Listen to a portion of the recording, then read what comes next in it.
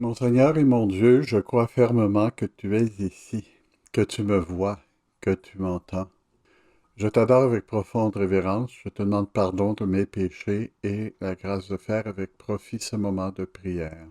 Ma Mère Immaculée, Saint Joseph, mon Père et Seigneur, mon ange gardien, intercédez pour moi.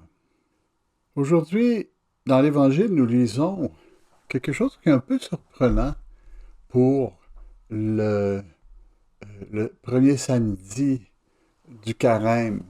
On a annoncé depuis mercredi décembre les œuvres de miséricorde. Et ici, on voit, oui, la vocation de Saint Luc, mais ensuite, tout de suite, ça commence par euh, une fête organisée, hein, par Lévi. Donc, c'était certainement pas une fête de carême, c'était une fête de joie où Lévi invitait ses amis pour leur faire comprendre pourquoi il laissait sa carrière de publicain pour aller suivre Jésus. Avec l'idée sans doute de les informer, mais aussi de leur faire voir qu'il y avait quelque chose que peut-être eux autres aussi pourraient aller chercher. L'Évangile nous dit que Lévi donna pour Jésus une grande fête, une grande réception dans sa maison. Il y avait là une foule nombreuse de publicains et d'autres gens attablés avec eux. Les chrétiens, les scribes de leur parti récriminaient en disant à ses disciples, pourquoi mangez-vous et buvez-vous avec les publicains et les pécheurs? Et voilà. La question, c'est ça. On pourrait même nous se choquer de ça, dire on est en carême, mais pourquoi est-ce qu'il nous est un évangile où on voit tout le monde en train de manger et de boire? C'est pas le message de Jésus dans le désert qui mange des sauterelles et puis qui boit l'eau qu'il peut trouver. C'est quoi ça? Pourquoi est-ce qu'on nous met ça devant le nez? Est-ce que c'est pour nous faire souffrir? Évidemment pas, mon frère. Il n'y a personne qui veut nous faire souffrir. On veut nous montrer, d'une certaine façon, la bonne humeur de Matthieu, sa magnanimité envers ses amis. Il a l'argent pour le faire aussi. Il les traite bien. Il veut aussi bien traiter Jésus. Il lui donne ce qu'il y a de mieux. Et plusieurs personnes le voient manger avec des païens. Puis il dit, il ne peut pas manger avec des païens, c'est un juif, il va se salir. Ça ne veut pas dire qu'ils ont mangé nécessairement du porc. Peut-être faites attention à ça, mais il reste que, bon, ils ont fait un bon repas, du poisson, il y en a par là, il y a de la bonne viande, peut-être du veau ou quelque chose, hein, des légumes. Mais on nous dit, oui, mais c'est le carême, pourquoi vous mettez ça devant le nez?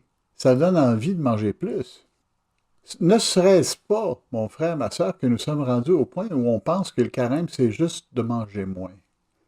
Ça nous arrive, hein? On est rendu avec la mentalité d'un ramadan chrétien. C'est-à-dire que on mange pas, hein, pendant toute la journée, on fait des gros sacrifices pour pas manger, mais c'est très formaliste. Il y a peut-être d'autres choses qu'on peut faire. Et d'ailleurs, si nous nous rappelons les Écritures du mercredi décembre, hein, dans l'Évangile du mercredi, on parle de trois œuvres de miséricorde. Probablement, vous l'avez entendu vous aussi, hein, quand vous avez été chercher vos cendres. On dit, hein, la prière, le jeûne, hein, et l'aumône. Or, ici, on nous présente précisément un exemple de ce que c'est que le carême dans la prière, le jeûne et l'aumône. Pas tout à fait comme on aurait pensé.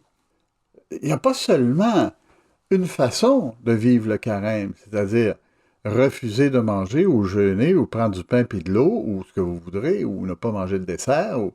Oui, il y a ça, c'est un des éléments, mais c'est un élément très extérieur à nous-mêmes. Le carême vient nous chercher là où nous sommes en dedans, dans notre âme.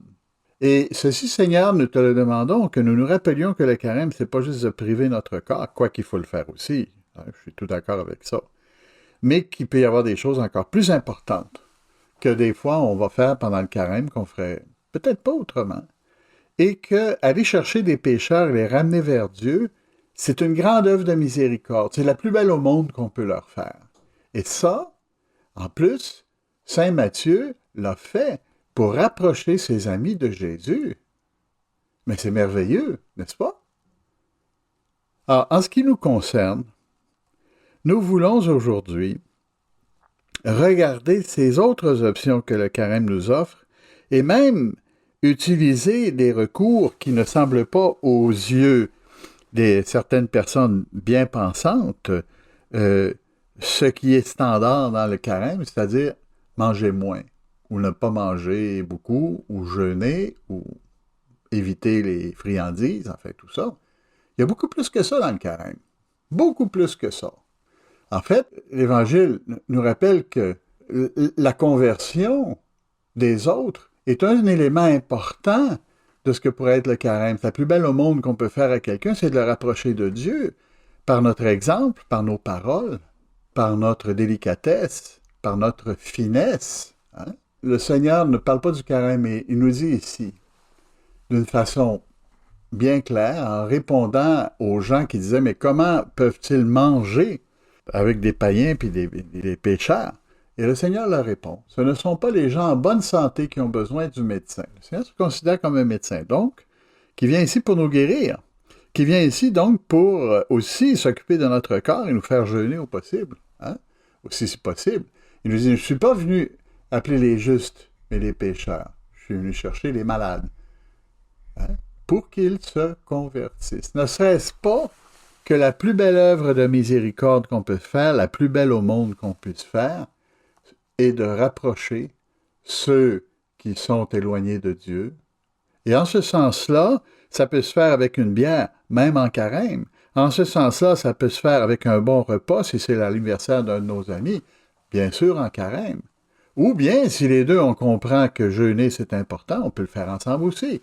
C'est-à-dire prendre un petit repas, et puis, bon, avec de l'eau. Mais le point est qu'il y a une façon de rapprocher nos amis, et ce n'est pas en leur martelant sur la tête qu'ils doivent manger moins, faire l'aumône, etc. C'est de leur montrer par l'exemple qu'ils sont importants aux yeux de Dieu, qu'ils sont importants à nos yeux parce qu'ils sont nos amis.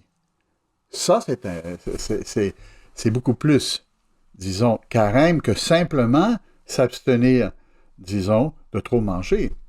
Le pape François nous dit, il va encore plus loin. Il nous dit, ne nous lassons pas de faire le bien dans la charité concrète envers notre prochain.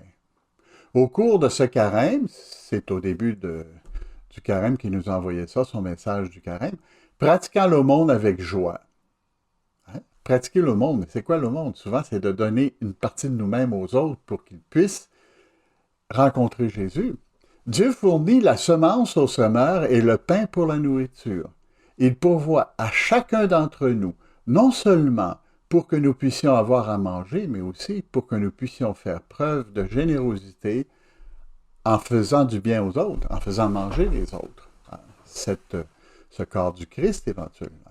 S'il est vrai que toute notre vie est un temps pour semer le bien, profitons particulièrement de ce carême pour prendre soin de nos proches, pour nous rendre proches de ses frères et sœurs blessés sur le chemin de la vie. Voyez? Et c'est ce qu'a fait Saint Matthieu. Et il a pris un bon moyen, c'est-à-dire quelque chose qu'il savait qu'ils aimeraient, un repas, en invitant quelqu'un d'important, Jésus, qui allait leur expliquer ce qu'il voulait faire, hein, dans sa mission. Et ils étaient très heureux de le rencontrer, et probablement plusieurs se sont rapprochés de Jésus. L'histoire ne le dit pas, mais on peut penser que oui. Le carême est un temps propice, continue François, pour rechercher et non éviter ceux qui sont dans le besoin. Hein? Donc, faire cet effort pour se projeter vers ceux qui ont besoin de nous. Hein? Appeler et non ignorer, comme Matthieu a fait. Visiter et non abandonner ceux qui souffrent de la solitude. Mettons en pratique l'appel à faire du bien envers tous en prenant le temps d'aimer les plus petits et les autres sans défense, les abandonner, les mépriser, celui qui est victime de discrimination, de marginalisation. Voilà quelque chose qui nous fait réfléchir et sur ce, nous allons demander à la Sainte Vierge, elle qui a toujours vécu ce bond vers les autres pour les rapprocher de son Fils, demandons-lui de nous aider à avoir ce réflexe, de ne jamais avoir peur de faire du bien, même si ça veut dire qu'on doit sortir de certaines habitudes qu'on a prises pour pouvoir rencontrer l'autre. Il ne s'agit pas de faire un ramadan ou de vivre un carême de jeûne externe, mais plutôt un jeûne intérieur qui est celui qui va nous faire découvrir les autres et ceux qui ont besoin de Dieu. Je te remercie, mon Dieu, des bonnes résolutions, des actes d'amour, des inspirations que tu m'as communiquées dans cette méditation. Je te demande de m'aider à les mettre en pratique. Ma Mère Immaculée, Saint Joseph, mon Père et Seigneur, mon ange gardien, intercédez pour moi.